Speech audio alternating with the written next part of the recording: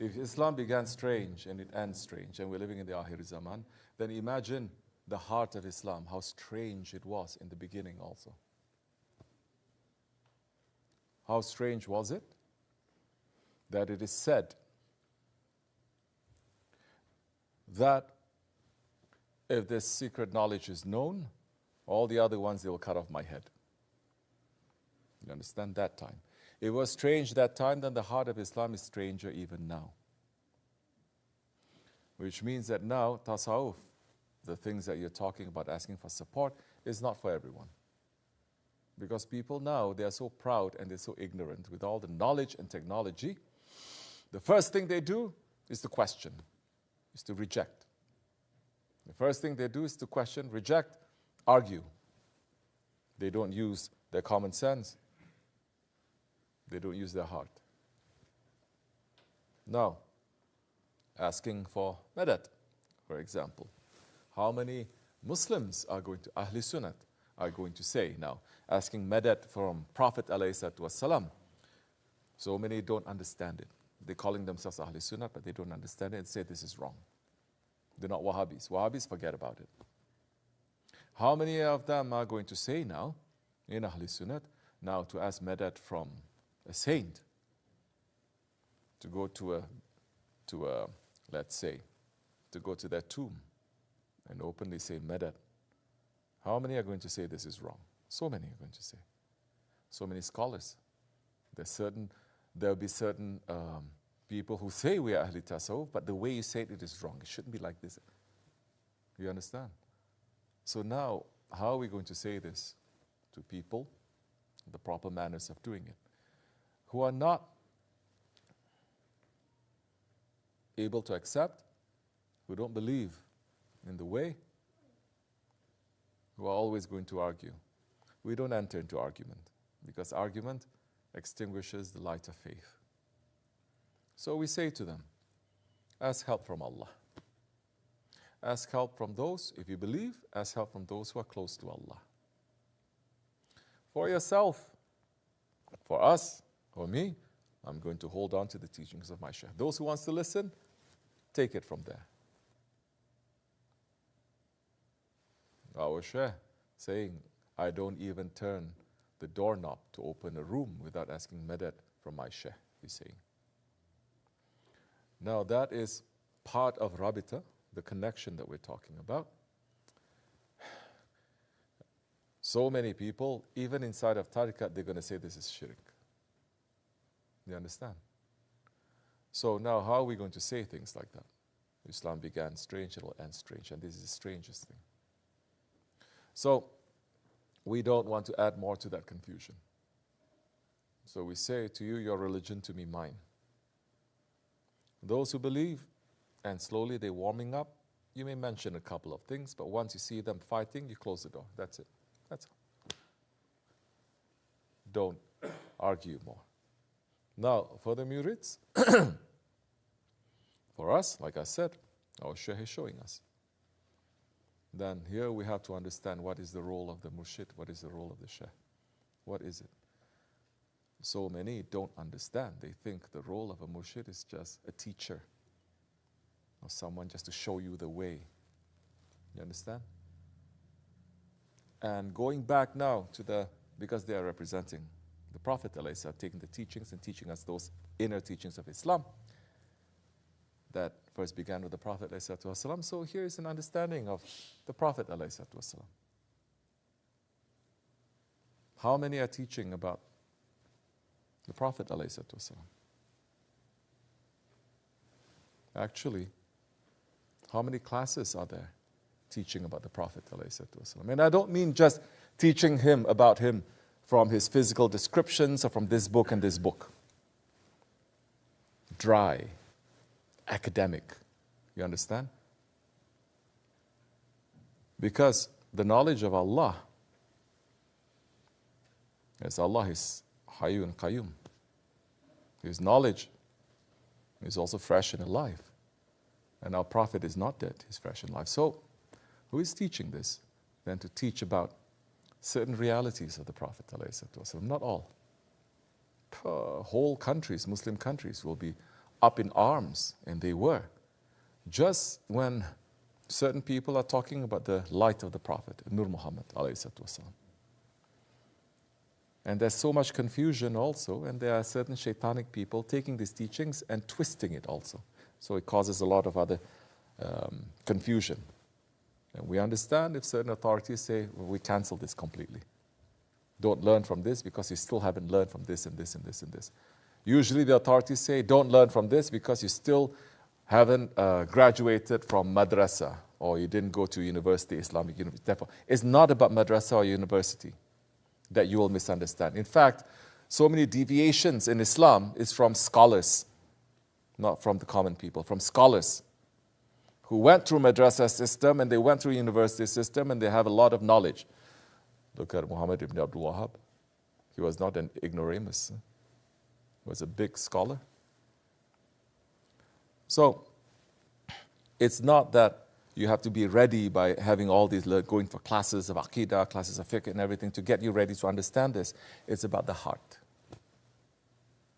When the heart is clean, nothing dirty is going to enter. Something dirty, the heart is going to reject.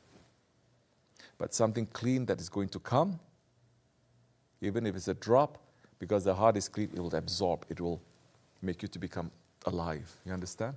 So you don't need a lot of things.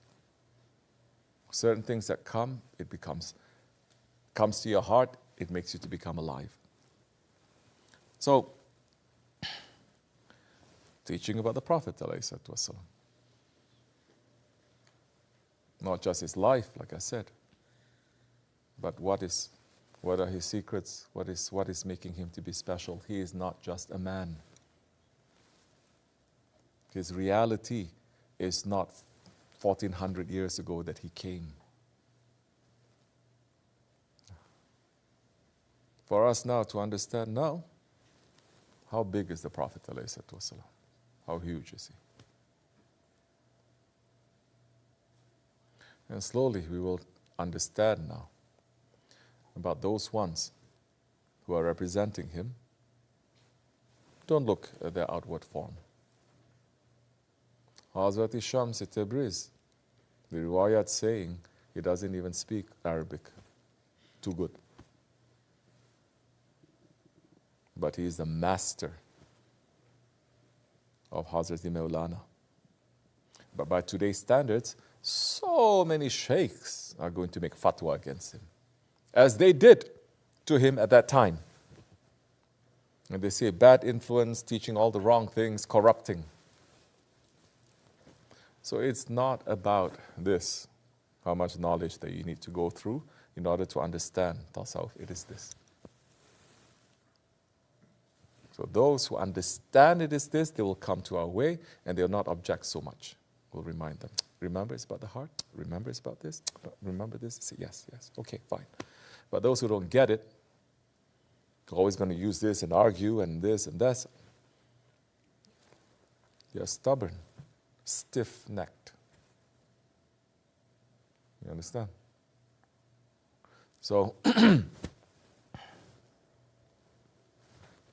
you start understanding what is the Naqshbandi way. What is the Naqshbandi way? The Grand Sheikhs of who are they representing?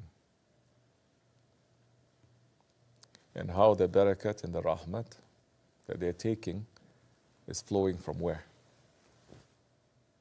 What are we going to do? You want something to drink. You're seeing big waterfall. You don't want to go to a stream to take. Say, I want to go to a waterfall. Take your cup, stand under the waterfall with that pressure of,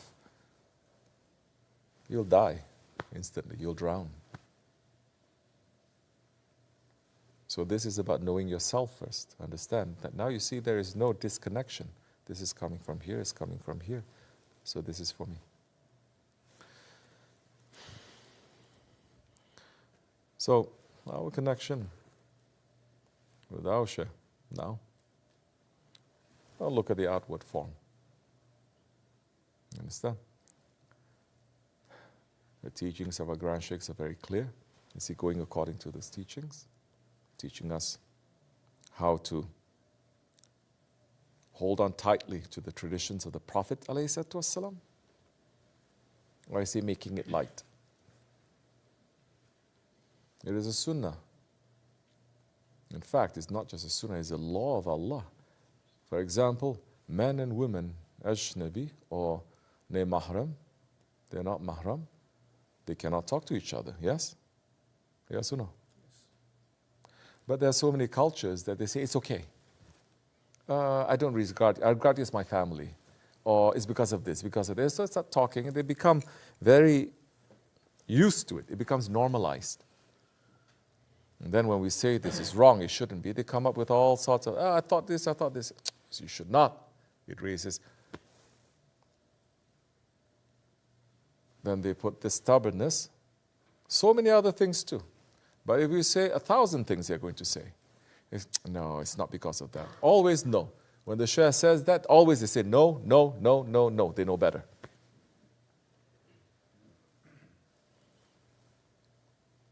But something there that they take and they fit according to the times or the culture or to the politics of that nation.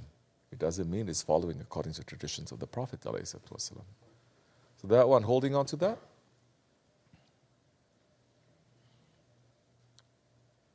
Is he holding on to make you to understand what is the reason of your creation? To fight against your ego. To know that this is Ahir Zaman. To know what is Dajjalic inside and out. And to fight against the Dajjals inside and out according to your situation, according to your means. Or is he saying, it's okay, relax. Allah is in charge. So many sheikhs now, they're saying that. Whole world innocents are being destroyed. And they say, relax, Allah is in charge. Even the kufr, the kafirs, they are not relaxed because they see injustice.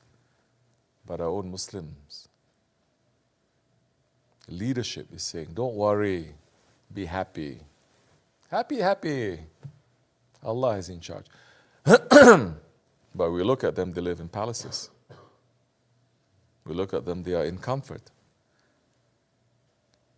If bombs are raining on top of them, if there's suffering to them and everywhere, like the people of Gaza, and they say, don't worry, Allah is in charge, that time I believe them.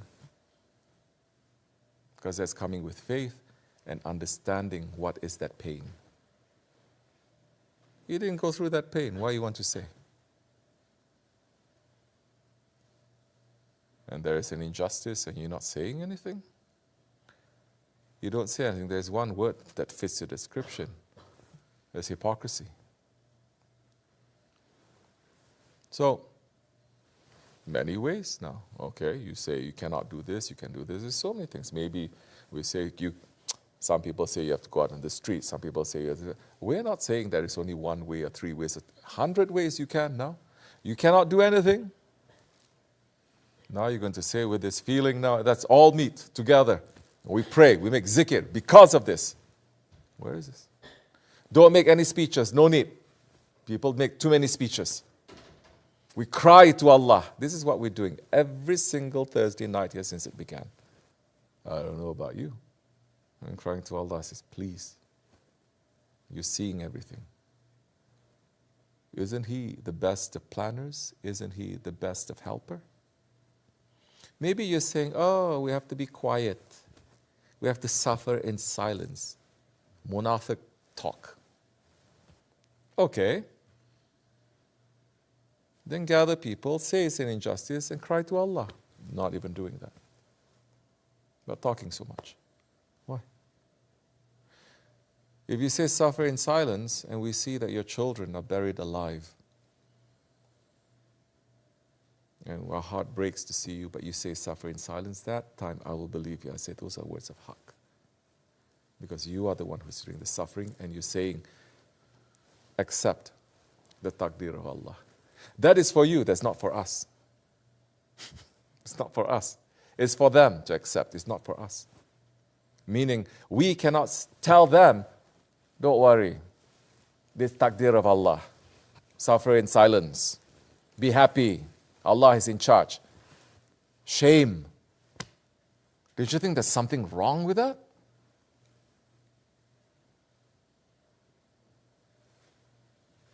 Yeah. We're not saying we can do anything. We say we're helpless, but at least to say we're helpless, we're weak, we cannot do. Ya Rabbi, help us. That's completely different from, what can you do? Just be happy. Don't talk so much. Just be happy. Accept. Wrong. Cannot be. Whatever happened to so many ayats throw out of the window? So many hadiths throw out of the window? Muslims is one body. Someone is in pain, the whole body. What happened to all of that? What happened? What actually happened? What is so different about this? Very strange. Not strange. Ajaib.